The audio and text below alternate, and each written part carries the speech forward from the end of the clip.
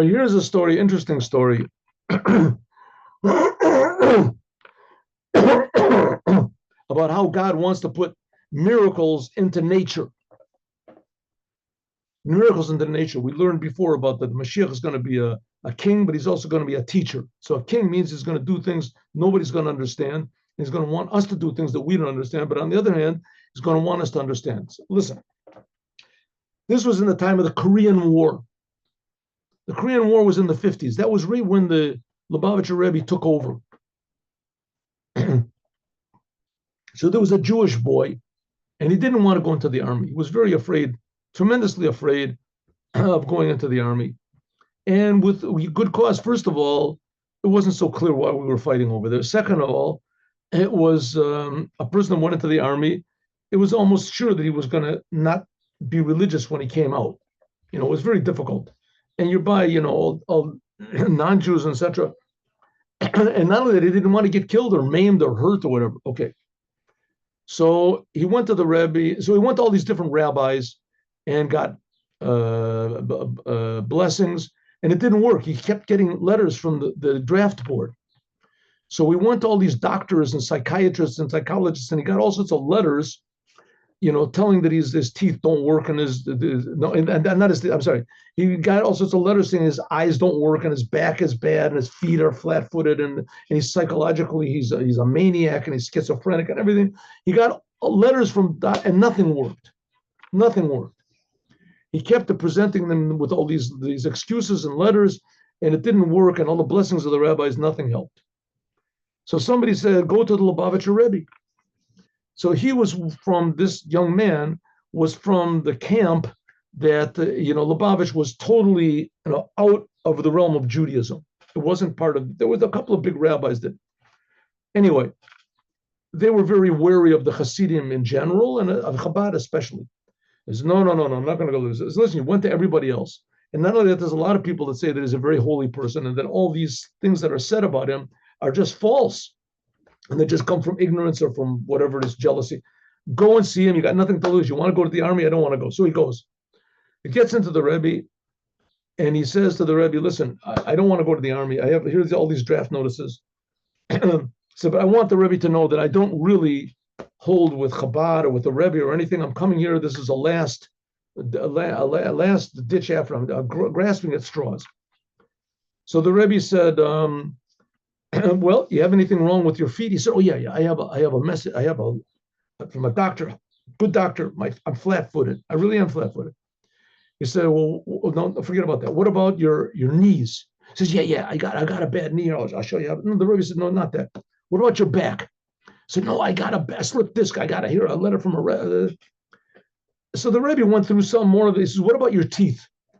He said, no, my teeth. My teeth are 100%. I never had a filling. My teeth are 100%. So the Rebbe said, okay, so tomorrow, go to the draft board and tell them that you got problems with your teeth. He said, but I don't have any problems with my teeth. I don't have any letters, anything. And that's it. The Rebbe just looked down. So he left and he thought, I shouldn't have told him that, I didn't like Chabad and I shouldn't have said that. No, the Rebbe got me into hot water.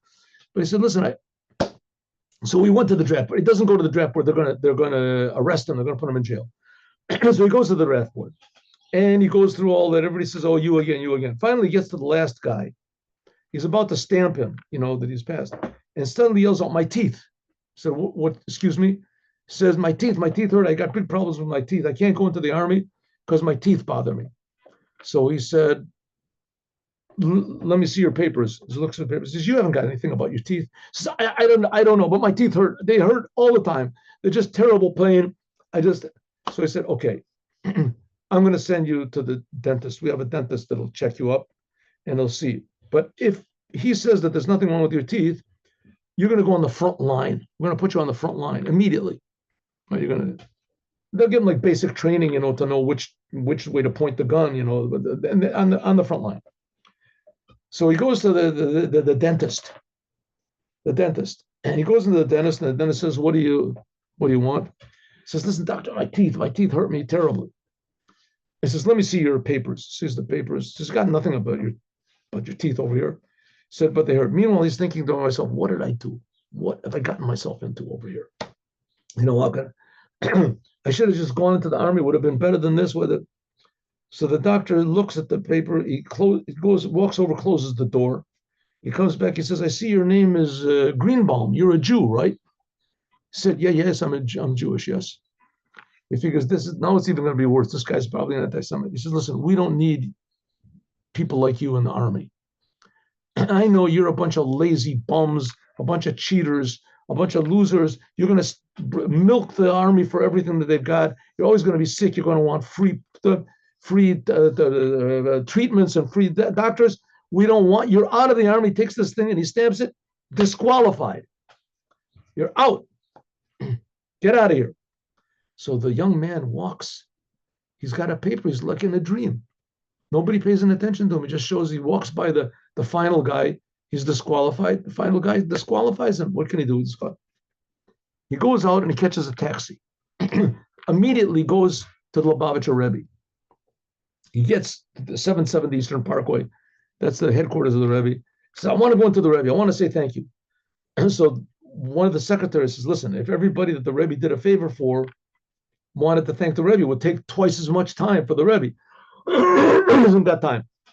Write it down on a piece of paper. Write it down and say thank you very much if you want to, and appreciative and I want to give money. You do that you do on your own. Give money. The Rebbe's not here for money.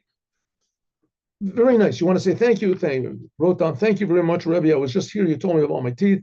You saved my life. I think differently about Chabad now. I think differently about this. So the secretary went in and he gave this note to the Rebbe. And the Rebbe had a big smile on his face. And he said, you see, he said, all of the miracles that my father-in-law did, the previous Rebbe did,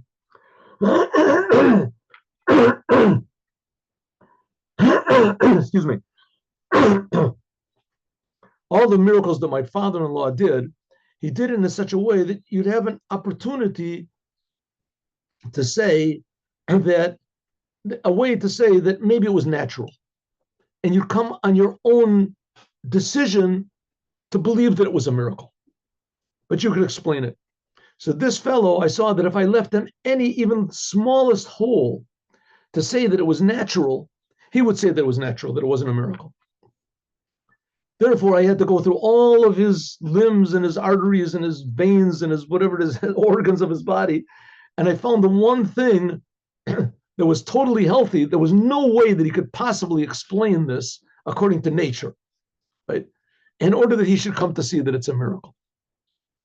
So the point is that the Rebbes are here to make us show that the whole world is a miracle.